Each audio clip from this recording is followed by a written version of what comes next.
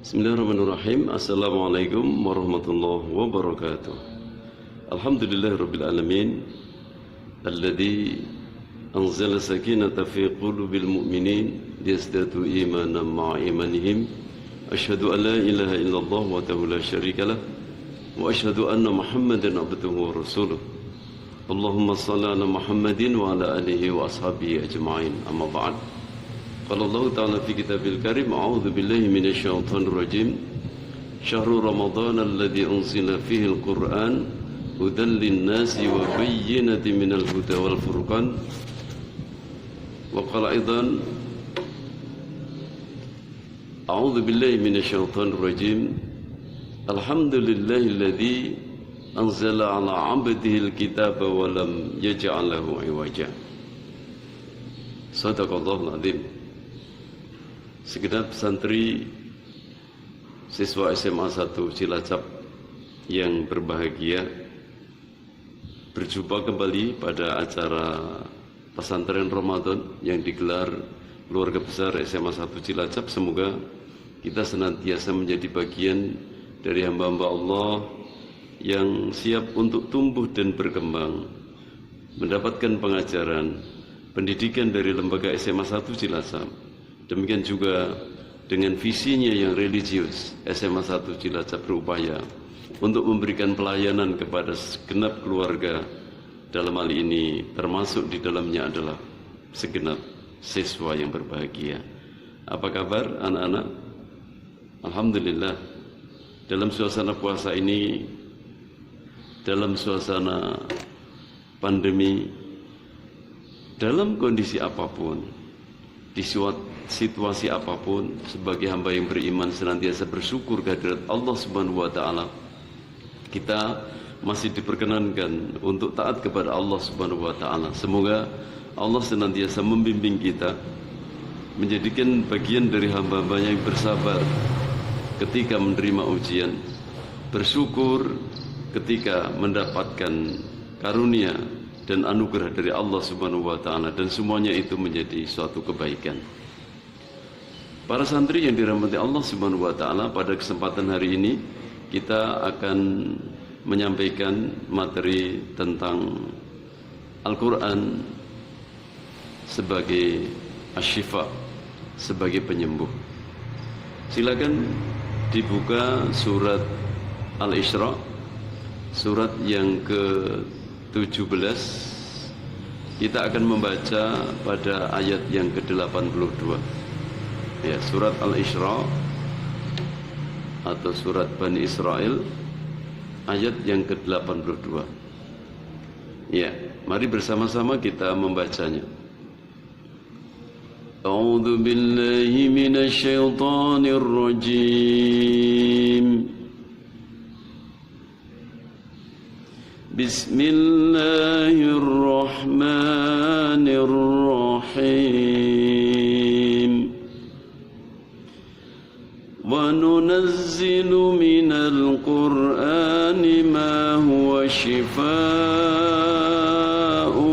وَرَحْمَةٌ لِلْمُؤْمِنِينَ مَا هُوَ شِفَاءٌ وَرَحْمَةٌ لِلْمُؤْمِنِينَ وَلَا يَزِيدُ الظَّالِمِينَ إِلَّا khasara. Kita ulang sekali lagi. 1, 2, 3. Wa nunazzilu minal Qur'ani ma huwa shifaa'un wa rahmatun lil mu'minin. Huwa shifaa'un wa rahmatun lil mu'minina wa la yazidul zalimina illa khasara. Biar lebih familiar, kita ulang sekali lagi. 1, 2, 3. وَنُنَزِّلُ مِنَ الْقُرْآنِ مَا هُوَ شِفَاءٌ وَرَحْمَةٌ لِلْمُؤْمِنِينَ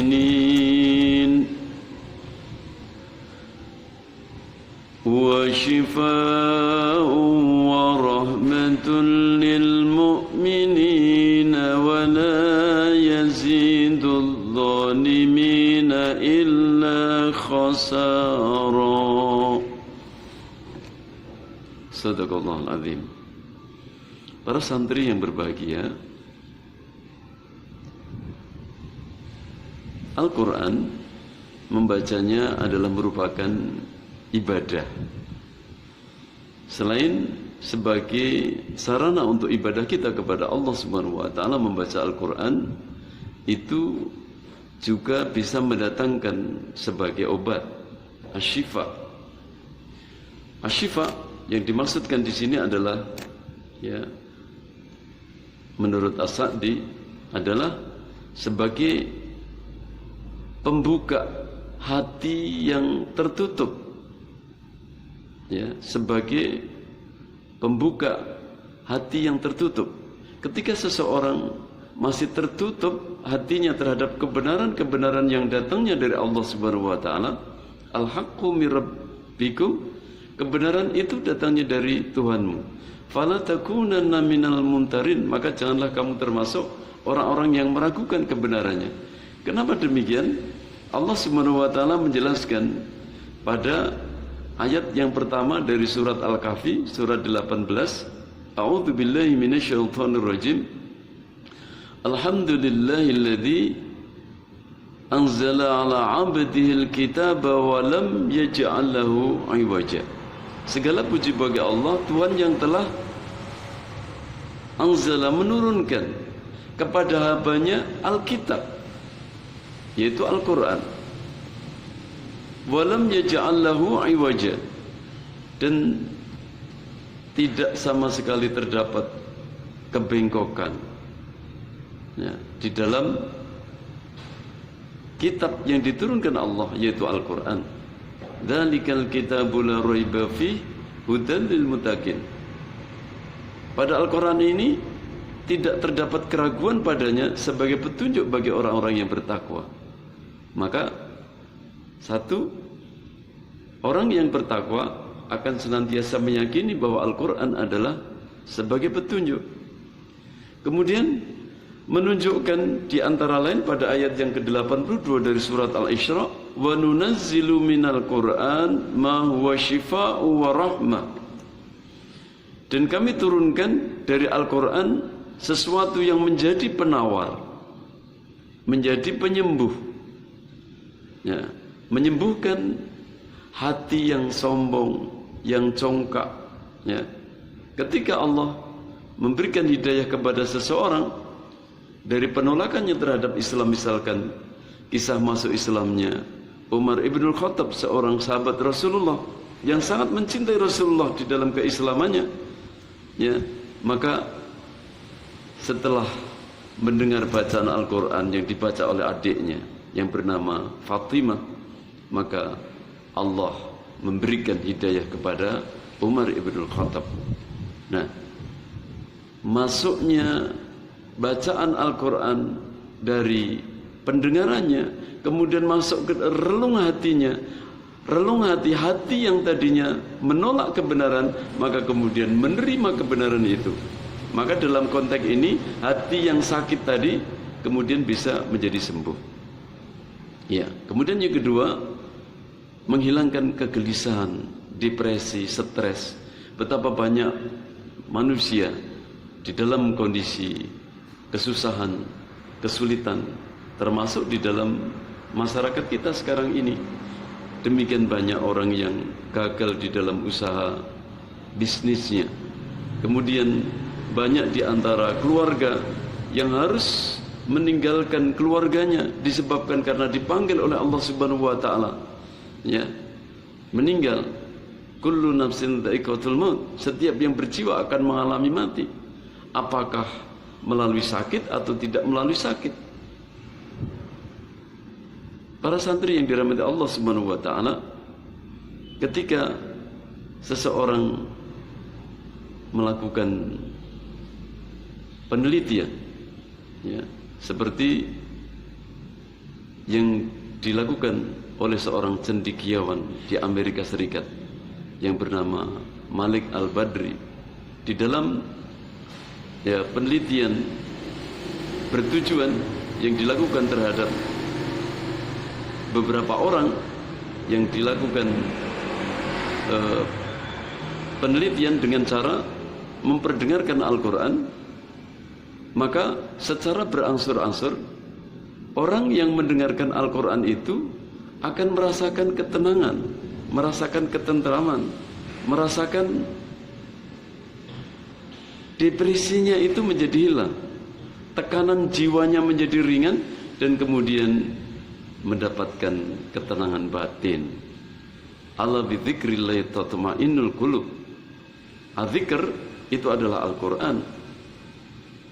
Dan perlu dipahami bersama bahwa ternyata selain membuka hati, Al-Quran itu bisa berfungsi untuk menyembuhkan depresi, kegelisahan. Orang-orang yang gelisah sudah seharusnya mereka senantiasa membaca Al-Quran, mendengarkan Al-Quran. Demikian juga kita sebagai hamba Allah Subhanahu wa taala yang beriman kepada Al-Quran, kita membacanya, mentadaburinya, mengamalkan dalam kehidupan kita, maka kita akan menetapkan ketentraman jiwa itu. Anak sekalian, kembali kepada fungsi Al-Quran sebagai asyifa, bukan hanya membukakan hati yang tertutup, tetapi juga menyembuhkan, menjadi obat bagi orang-orang yang merasakan depresi, tekanan mental, tekanan jiwa, menjadi tenang. Kemudian bukan hanya itu saja, menurut riwayat ada sekelompok sahabat Rasulullah yang melakukan dakwah. Di dalam perjalanan dakwahnya, maka ada satu kabilah dalam sebuah masyarakat yang menemui kabilah ini, menemui sahabat-sahabat Rasulullah ini dengan pertanyaan, perlu kalian ketahui bahwa ketua kami sedang merasakan sakit karena digigit kalajengking. Apakah di antara kalian ada yang bisa membacakan suatu bacaan-bacaan tertentu? Maka kemudian di antara sahabat Rasulullah ini kemudian mendatanginya dan kemudian membacakan Al-Fatihah. Dan setelah membacakan Al-Fatihah, meruqyahnya, ternyata Allah memberikan kesembuhan kepada orang tersebut dan kemudian memberikan hadiah seekor kambing. Subhanallah. Ternyata Al-Quran juga memiliki fungsi untuk menyembuhkan penyakit secara fisik. Jadi marilah kita semakin beriman kepada Allah Subhanahu wa taala, kepada Al-Quran, dengan cara membacanya. Sebab kalau orang-orang yang tidak mempercaya Al-Quran, maka Al-Quran ini hanya akan menjadi batu ujian bagi mereka. Di bagian akhir dari ayat ke-82 surat Al-Kahfi tadi, Allah Subhanahu wa taala menegaskan, wala yazidudz zalimina illa khasara. Sedangkan bagi orang yang zalim, Al-Quran itu hanya akan menambah kerugian. Para santri yang dirahmati Allah Subhanahu wa taala, maka marilah kita semakin meyakini Al-Quran, mentadaburinya, mengamalkannya, membacanya, kemudian mengamalkan di dalam kehidupan sehari-hari. Yakinlah bahwa apa yang telah dijelaskan oleh Allah Subhanahu wa taala di dalam firman-Nya ini adalah suatu kebenaran. Wa nunazzilu minal Qur'ana ma huwa syifaa'u wa rahmah. Selain sebagai syifa, dia juga sebagai rahmah, kasih sayang, cintanya Allah. Ini adalah surat cinta Allah Subhanahu wa taala kepada orang-orang, kepada manusia, Maka kita harus menyambutnya dengan cara meyakininya, membacanya, mentadaburinya, melaksanakannya di dalam kehidupan sehari-hari. Para santri yang dirahmati Allah Subhanahu wa taala, untuk siapa itu? Yaitu untuk orang yang beriman. Karenanya sebagai orang yang beriman, kita harus mengimani Al-Quran, membacanya untuk mendapatkan manfaat. Di samping itu, Rasulullah pernah menegaskan di dalam sabdanya, Iqra'ul Qur'an. Bacalah Al-Qur'an. Fa innahu ya'ti yaumal qiyamati syafi'an li ashabihi. Maka Al-Qur'an yang kita baca itu nanti akan datang di hari kiamat. Di hari yang saat itu kita dalam keadaan ketakutan. Semua orang dalam kondisi ketakutan, dalam kondisi kegelisahan yang amat sangat. Maka dalam kondisi kesendirian, kesusahan, kegelisahan itu, maka akan mendapatkan ketentraman ketika datang kepadanya Al-Quran memberikan syafaat. Dan Allah mengizinkan Al-Quran memberikan syafaat kepada orang-orang yang menekuninya. Sabda Rasulullah itu adalah benar. Iqra'ul Quran fa innahu ya'ti yaumal qiyamati syafi'an li ashabihi. Ya, bacalah Al-Quran. Ya, satu hari satu juz. Syukur meningkat lagi menjadi 2 juz. Bagaimana caranya? Habis sholat subuh 2 lembar, habis sholat zuhur 2 lembar, habis sholat asyar 2 lembar, habis sholat maghrib 2 lembar, habis sholat isya 2 lembar, maka itu sudah mendapatkan 1 juz. Ya, membaca Al-Quran memang ibadah berpahala, tetapi juga akan menyembuhkan hati yang sakit, menyembuhkan kegelisahan, dan juga menjadi obat secara fisik. Yakinlah bahwa Allah yang mendatangkan rasa sakit, Allah juga yang menyembuhkan penyakit itu. Semoga kita sekalian berupaya untuk senantiasa menekuni Al-Quran dengan cara semakin meyakininya, kebenarannya yang datangnya dari Allah Subhanahu wa taala, dan kemudian membacanya, berulang-ulang membacanya. Semakin banyak kita berinteraksi dengan Al-Quran, maka semakin cinta kita kepada Al-Quran.